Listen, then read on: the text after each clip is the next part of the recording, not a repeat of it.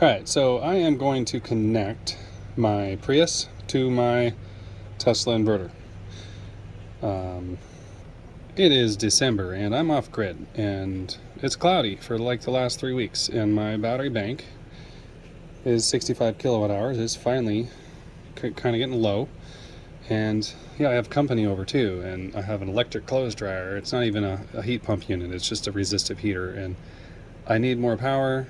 I've got 9,000 watts of panels on the roof, but they're not keeping up with me anymore, especially since I've kind of been charging my electric car sometimes. But I'm going to use this Prius as a backup generator to charge the batteries, to my house batteries. So in the past I've used a Generation 2 Prius and it works pretty smooth. I do have to clear the codes when I'm done. But with the Gen 3, it won't actually connect. The Gen 3 knows something's up with these wires that I have here strung over between the the inverter and the car. And so when you try and turn the car on, it just says nope, abnormal condition with the hybrid battery, and it refuses to connect the relays. So I've got these wires here running over to right underneath there. They're connected to the relays for the high voltage battery system. So when you turn the car on, it connects the pre-charge resistor between the battery and the engine, and then shortly after it connects the the normal relays to make a solid connection. I have to do that first so that the car is on and running, and these wires are already connected, but the breaker's off. Right now the breaker's on, but I will go through my kind of startup sequence here next. I will switch over to the next video now. So here we have solar panel voltage is 260 volts. That's PV1, which is actually harvesting only half of an amp from the solar panels right now. Here, these two wires go to the solar panels on top of that shed. And so I also have the wires coming from the Prius here, and they're going through the 500 volt breaker, 30 amp, and they're also tied right in here parallel to the solar panels that are up there. And I know the Prius is around 230 volts, so this is a little higher right now, but the MPPT will drag that down as soon as I connect it, I assume. Now this is my my little resistor pack. It's only like maybe 20 ohms. I should have a resistor pack like this, right? That's like 250 ohms, but I don't, so whatever. I don't have that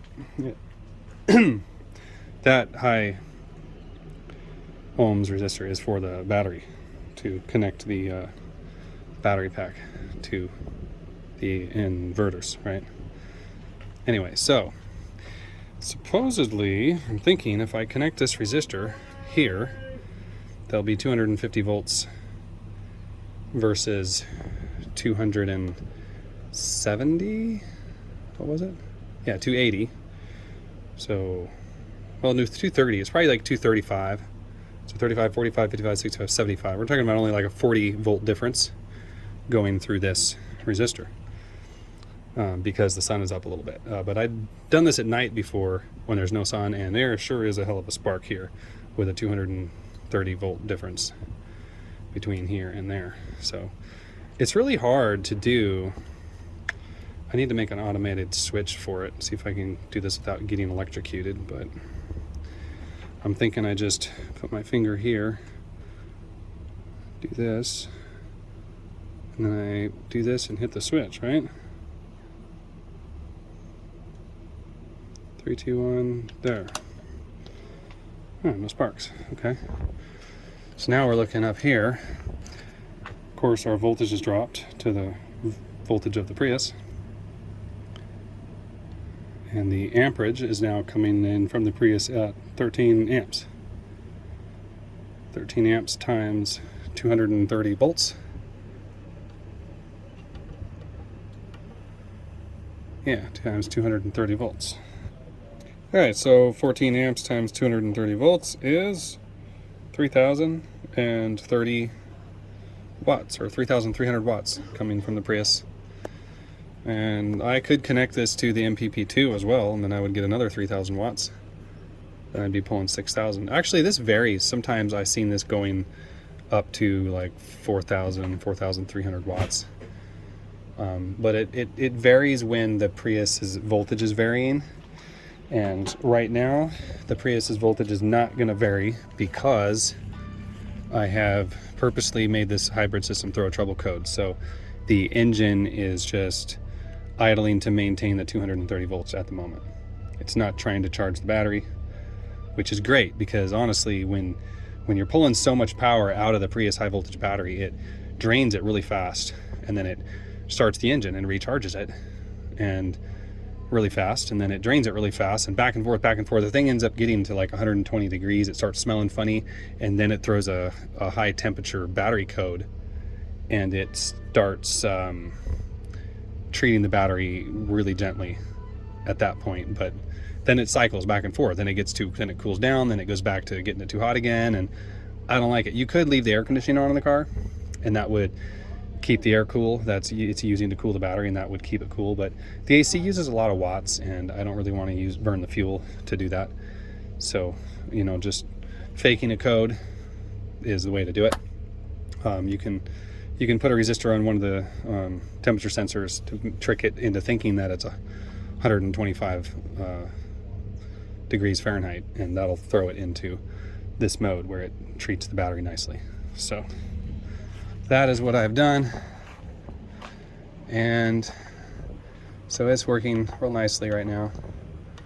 At night, when I connect this at night, man, the inverter makes a screeching sound for like the first 30 seconds or a minute, but since it was already going, it's not doing that screechy sound right now.